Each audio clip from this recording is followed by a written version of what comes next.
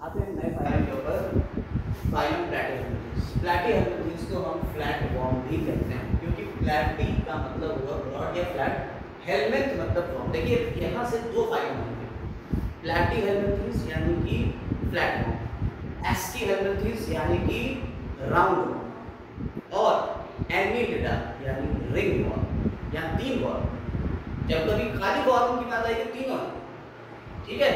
और यहाँ पे प्लैटी और एस्की ये दो तुम्हारे हेल्मेट लगे हुए वॉर्म, और यहाँ पे आपके हेल्मेट मतलब हो गया वॉर्म, यानी हिंदी में अगर इसे कहें तो क्रमी, और प्लैटी मतलब हो गया फ्लैट यानी चपटे, तो चपटे क्रमी हिंदी में कहते हैं इसे, ठीक है।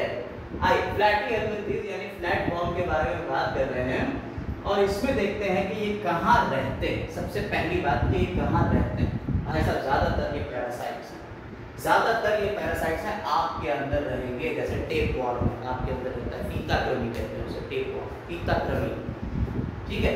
कुछ होते हैं फ्री लिविंग, जैसे प्लैनेरिया, ये फ्री लिविंग, ठीक। ये बहुत सारी बातें आपको यहाँ पे पता चलेंगी। इसका क्लासिफिकेशन भी इसी बेसिस पे होता है, फ्री लिविंग है, ये पैरासाइट हैं, कि इनमें डाइजेस्टिव सिस्टम कंप्लीट है कि इनकम्प्लीट है, ये इस बेसिस पे इसे क्लासिफाई भी किया जाता है, ठीक है।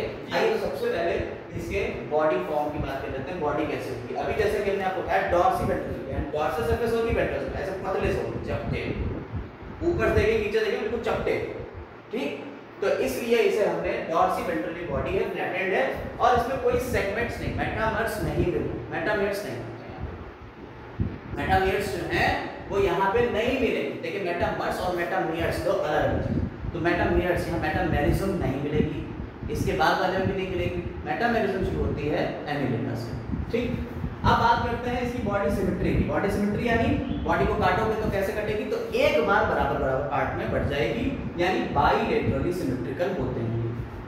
बॉडी की जर्म लेयर की बात की जाए तो ये ट्रिप्लोब्लास्टिक है, तीन एम्ब्रियोनिक जर्म लेयर से बने हुए हैं, एक्टोडर्म, मेसोडर्म और एंडोडर्म, तीन एम्ब्रियोनिक जर्म लेयर से मिलके बने हुए हैं। अगर इसका लेवल ऑफ ऑर्गेनाइजेशन की बात करी जाए तो organ system level of body organisation, इसका बॉडी ऑर्गेनाइजेशन कैसा है, ऑर्गन सिस्टम लेवल का है, यानी कि इसकी जो बॉडी है उसमें ऑर्गन सिस्टम मिलेंगे, यानी कि रिप्रोडक्टिव सिस्टम मिल सकता है, एक्सक्रीटिव सिस्टम मिल सकता है, तो ये सिस्टम्स मिलेंगे।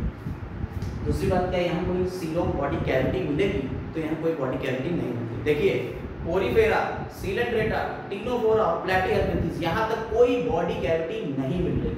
इसको पीछे से रिलेट करिएगा, हम एक वीडियो बनाएंगे जिसमें सारे रिलेट करके आप एक साथ आएंगे, लेकिन फिलहाल यहाँ देखिए कि पोरीफेरा, सीलेंड्रेटा, टिनोफोरा और प्लैटीहेल्मिन्थेस, इसमें कहीं भी सीलोम या बॉडी कैविटी नहीं मिल रही है, तो ये सब कैसे हो गए, ए सीलोमेट हो गए।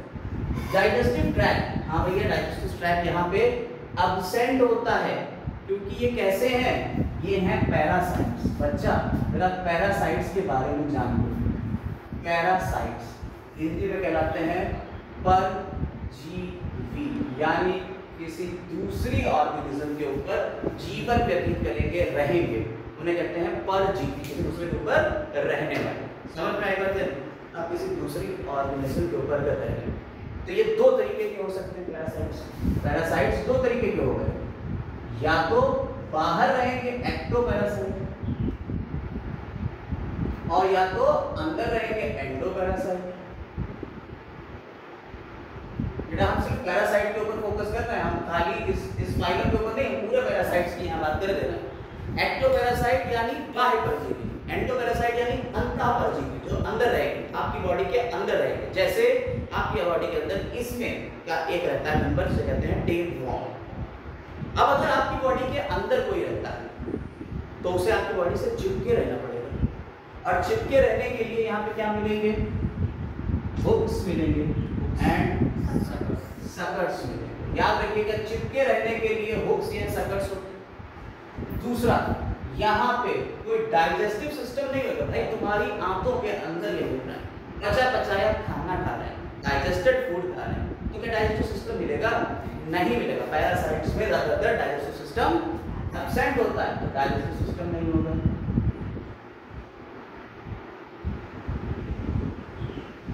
ठीक है, अब आई अगली बात, रिप्रोडक्शन। हाई इनमें रिप्रोडक्शन बहुत तेज होता है, हाई रिप्रोडक्टिव कैपेसिटी,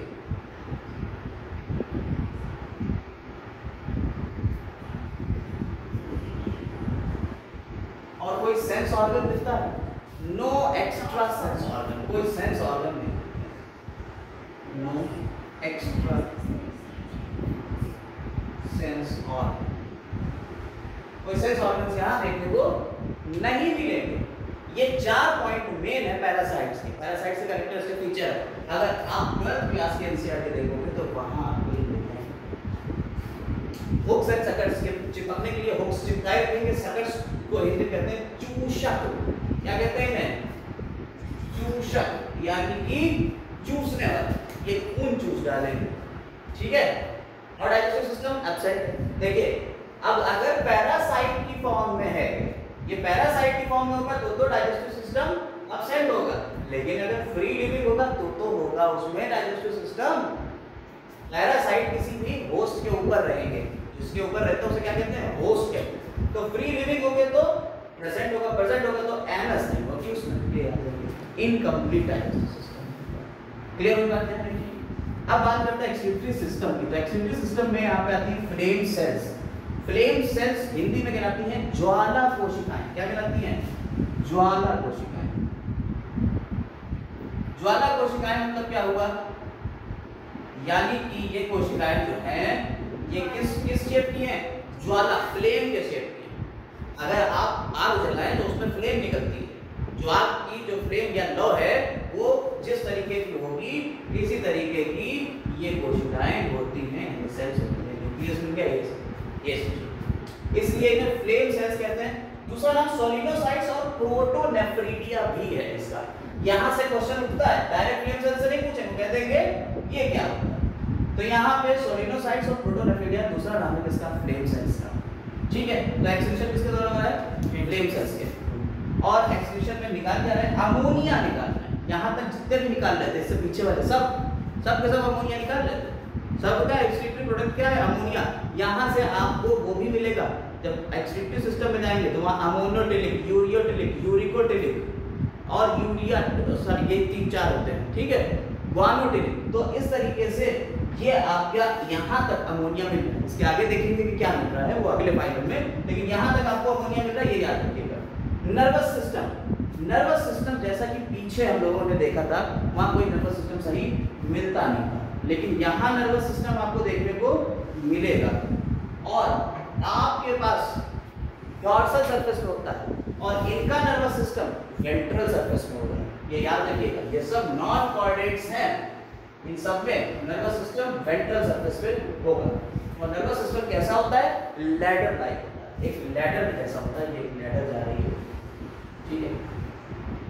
और इसमें ब्रेन भी मिलेगा। क्या मिलेगा? एक ब्रेन लाइक स्ट्रक्चर। ब्रेन मतलब ब्रेन नहीं है जैसा टिपिकल आपका ब्रेन है, ऐसा नहीं मिलेगा। ब्रेन लाइक स्ट्रक्चर मिलेगा, रिंग्स लाइक स्ट्रक्चर मिलेंगे। यहाँ पे नर्व रिंग मिल जाएंगी और यहाँ पे ये लैडर लाइक स्ट्रक्चर है।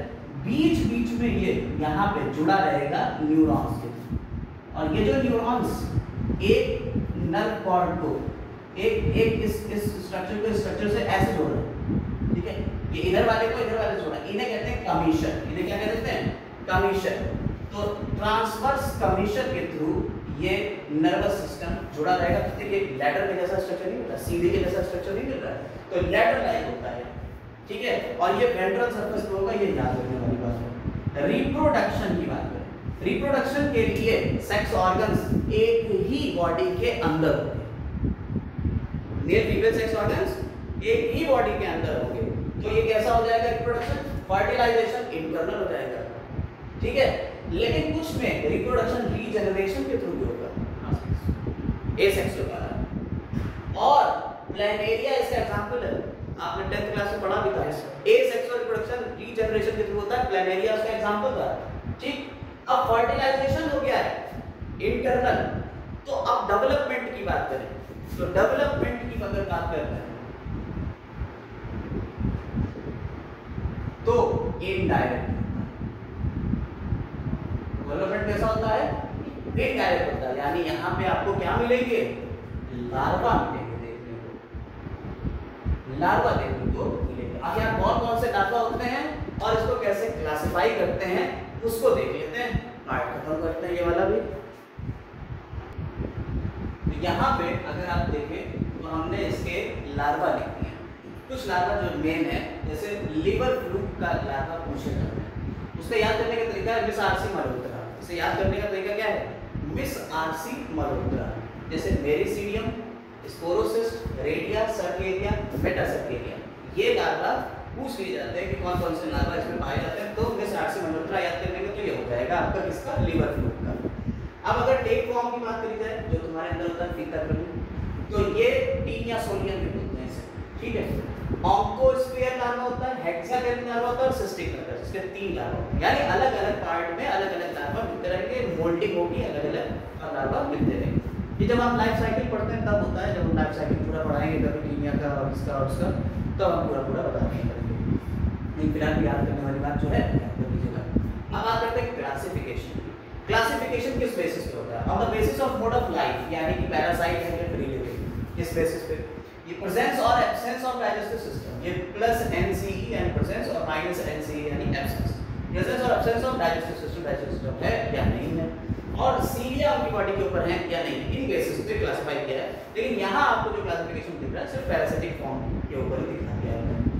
टर्बुलेरिया, ट्रिमेटोडा और सिस्टोडा, ये 3 क्लास में क्लासिफाई किया गया है, टर्बुलेरिया, ट्रिमेटोडा और सिस्टोडा। अगर टर्बुलेरिया की बात करें तो इसमें सारे फ्री लिविंग आते हैं, जैसे ड्यूचीसिया, प्लेनेरिया का दूसरा नाम है ड्यूचीसिया। क्वेश्चन आ चुका है इसके ऊपर भी, हम कर चुके हैं इसके क्वेश्चन, कि ड्यूचीसिया पूछ लिया गया था, उनका ये कहाँ था? तो टर्बुलेरिया का।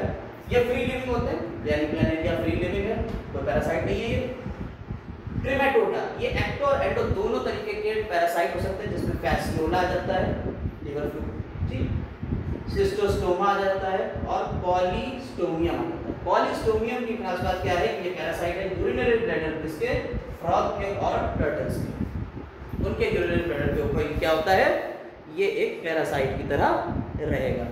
इसके अलावा सिस्टोडा, यहाँ सिर्फ एंडो पैरासाइट है, यहाँ एक्टो और एंडो दोनों आ रहे थे, यहाँ सिर्फ एंडो पैरासाइट आएगी, वो भी किसके? वर्टिब्रेट्स के, यानी हमारे तुम्हारे ऊपर वर्टिब्रल कॉलम जनरली। उसमें दो नाम आते हैं, टीनिया सोलियम यानी कि क्या आपका टीनिया के फॉर्म, और इकाइनोकोकस, ये दो नाम है। इनकी खास बात क्या होती है कि इनमें बॉडी सेगमेंट्स मिलते हैं, लेकिन वो फॉल्स सेगमेंट है, वो ट्रू सेगमेंट्स नहीं है, उन्हें प्रोग्लॉटिड्स, प्रोग्लॉटिड्स। तो अलग अलग प्रोग्लॉटिड्स होते हैं, 1 2 3 4 ऐसे करके 100-150 सेगमेंट तक मिल सकते हैं, आगे भी मिल सकते हैं, ऐसा नहीं है कि 100-150 रुकेंगे नहीं, ये सेगमेंट मिलते चलेंगे। और यही सेगमेंट फर्टिलाइजेशन इसमें होगा इंटरनली, और ये टूट टूट के आपकी बॉडी के अंदर से बाहर निकलते रहेंगे, और ये पानी के थ्रू कंटामिनेट करेंगे पानी को, और उसके थ्रू रिप्रोड्यूस करेंगे दूसरे ऑर्गेनिज्म को, अंदर जाएंगे टारगेट पे। समझ में आई बात है? इस तरीके से इसका भी क्लासिफिकेशन हो गया। ये आपका तीसरा फाइनल, चौथा खत्म हुआ, पोरिफेरा, सिलेंट्रेटा, टिमोफोरा और प्लैटियम। ये हमारा प्लैटियम यहाँ पे खत्म हो जाता है। तो इसी के साथ में ये वीडियो भी बंद करते हैं।